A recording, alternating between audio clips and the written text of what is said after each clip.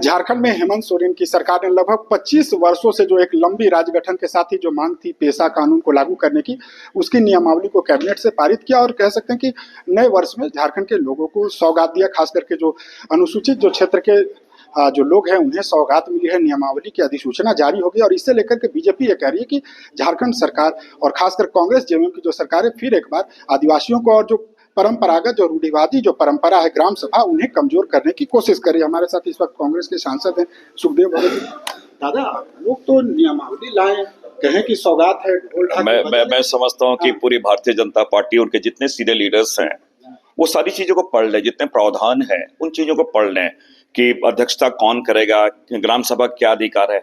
अगर उसे हमने कानूनी रूप दिया है और हमारे हेमंत सोरेन जी के नेतृत्व में हमारे, मैं ये कहना चाहूंगी, दीपिका पांडे जी, ये सारे लोगों ने इन चीजों को बहुत गंभीरता से इन चीजों को देखा है और हमने लगातार विचार विमर्श किया है और कोई एक दिन की बातें नहीं है। और चाहे शिक्षाविद की बात करें, सोशल एक्टिविस्ट की बात करें, उनसे परामर्श लेने के बाद हमने इन चीजों को देखा है। एक बात मैं ये कहता हूँ, जल जंगल जमीन की हम बात करें, ये हमारे लिए नारे नहीं है, हमारे लिए कमिटमेंट है, यहाँ के लोगों का कमिटमेंट है।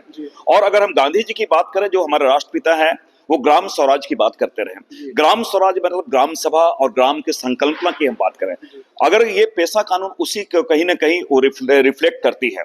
और ये तो 5वीं अनुसूची पहले से भी ये थे, तो 5वीं अनुसूची, सीएनटी एक्ट, पेशा कानून, तीनों में ओवरलैपिंग ना हो और एक जिसे कहा जाए आपस में कैसे तीनों एक दूसरे के कानून पूरक बने। और हम ये कहते हैं हेमंत सोरेन जी ने एक दृढ़ निश्चयी होकर उन्होंने इस कानून को पारित किया। हमारी नीयत भी साफ है, हमारी नीति भी साफ है। ये भारतीय जनता पार्टी का कोई नैतिक आधार नहीं है। वो सत्ता में रहे, लगातार रहे हैं, इतने सालों 16-17 सालों तक सत्ता में रहे।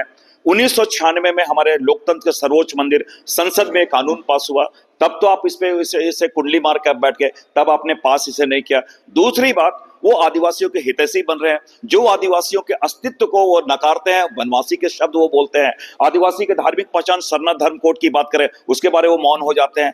तो उनका, मैं नहीं समझता हूं उनको कोई नैतिक आधार है बोलने का। तीसरी बात मैं जरूर कहना चाहूंगा, जो ये कम्युनिटी लैंड, ट्राइबल्स के कम्युनिटी लैंड है, लैंड बैंक के नाम पे अपने सारे सरना की बात करें, मसना की बात करें, सारी चीजें आपने ले ली थी, उस समय वो कहाँ थे। तो ये घड़ियाली आंसू बहाना बंद करें और लोगों को दिग्भ्रमित करना बंद करें और साथ ही साथ लोगों को लड़ाना बंद करें। लोगों को, मैं समझता हूँ, सारी चीजें उनको प्रावधान पढ़ लेने चाहिए, उसके बाद बातें करनी चाहिए। चंपई सोरेन जी प्रेस कॉन्फ्रेंस कर रहे थे दादा, उन्होंने कहा कि केवल आप लोग अधिकार यही दिए कि 2000 रुपए तक आर्थिक दंड लगा दे और ग्राम सभा के से जुड़े हुए जो लोग हैं उनको आप लोगों ने एक बार छलने का कोशिश किया, रांची बुलाए, ढोल ढाक। लगता है कि चंपई सोरेन जी सीनियर लीडर है, क्या वो भारत के न्यायपालिका पे विश्वास नहीं करते क्या? हर चीजों का एक हायरार्की होता है। ग्राम सभा का अपने एक अधिकार है, न्यायपालिका का अपने एक अधिकार है, कस्टमरी लॉ हमारे अपने हैं। उन चीजों को देखें, उसके बाद वो बात करें। ऐसे भी हमारे लिए आदरणीय है, लेकिन वो दया के पात्र भी हैं चंपई सोरेन जी। दया के पात्र क्यों दादा? इसलिए दया के पात्र है क्योंकि वो दिल से नहीं बोल रहे हैं। वो भारतीय जनता पार्टी जो स्क्रिप्ट देती है, जो भारतीय जनता पार्टी जो स्क्रिप्ट देते हैं, अपने सर्वाइवल के उन बातों को, लाचारी में उन बातों को कह रहे हैं। मतलब वहाँ लाचार है क्या? वो निश्चित रूप से लाचार है, मैं समझता हूँ लाचार है वो, इसलिए उन बातों कर रहे हैं और उन्हें अपने को सर्वाइव करना है। इसलिए जो सोरेन जी को सपोर्ट करेंगे ना, किनको, अगर उनको वहाँ दिक्कत हो रही है तो? नहीं, वो तो स्वयं निर्णय लेना, वो तो स्वयं गए हैं, हम लोगों ने तो भेजा नहीं है। इसलिए हमने कहा कि हम उनका सम्मान करते हैं, हमारे राज्य के मुख्यमंत्री रहे हैं, अच्छे व्यक्ति हैं, लेकिन मैंने कहा गलत जगह पे हैं और वो जो भारतीय जनता पार्टी स्क्रिप्ट है वो व्यवस्था में उन स्क्रिप्ट को पढ़ रहे हैं। अच्छा, मनरेगा का जो नाम बदला उसको लेकर के कल रांची में आप लोगों ने प्रदर्शन किया, मार्च निकला था। बीजेपी ये करे कि इससे दिक्कत क्या? आप लोग को राम का नाम मैंने कहा, देखो दीवाना, तुम ये काम ना करो, राम का नाम बदनाम ना करो। मर्यादा पुरुषोत्तम भगवान राम लोगों के दिलों में है, लोगों के रोम रोम में है। धर्म और उस समय जब ये चर्चा चल रही थी, आप भी संसद में मौजूद थे, तो आपने पार्टिसिपेट किया था? नहीं, मैं क्योंकि मेरे कुछ और थे, अलग अलग लोगों को इसमें दी जाती है कि कौन बोलेंगे नहीं बोलेंगे, लेकिन मैं बाहर के लगातार बातें की, संसद के बाहर हम लोगों ने प्रदर्शन किया। और वो सारी चीजें, मैं ये कहता हूँ, धर्म और आस्था वो व्यक्तिगत चीजें होती है।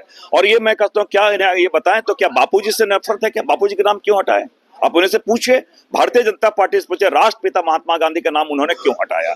सबसे बड़ी बात है ये, इस पे हम ग्रामीण अर्थव्यवस्था की रीढ़ थी, जिसको खुद मोदी जी ने कहा है।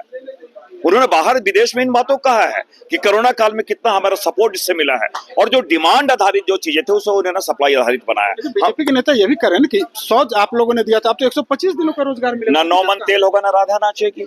रोजगार की गारंटी उसे आपने हटा दिया और रोजगार देने की अब बात कर रहे हैं। इससे बड़ी विडंबना क्या हो सकती है? बिल्कुल, धन्यवाद दादा। ये हमारे साथ कांग्रेस के सांसद सुखदेव भगत थे। पेशा कानून की बात हो या मनरेगा का जो नाम बदला गया उसे लेकर के रांची में Congress party super active board में आ गई थी, प्रदर्शन कर रही थी।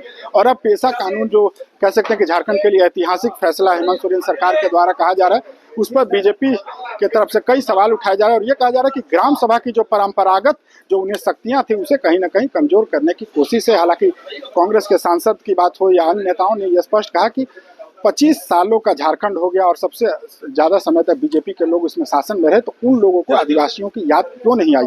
और हमने जब आज कुछ किया है तो ये पेशा जो कानून है, ये परंपरागत जो ग्राम सभा है उसे सशक्त करेगा और झारखंड की उन्नति के लिए काफी कारगर साबित होगा।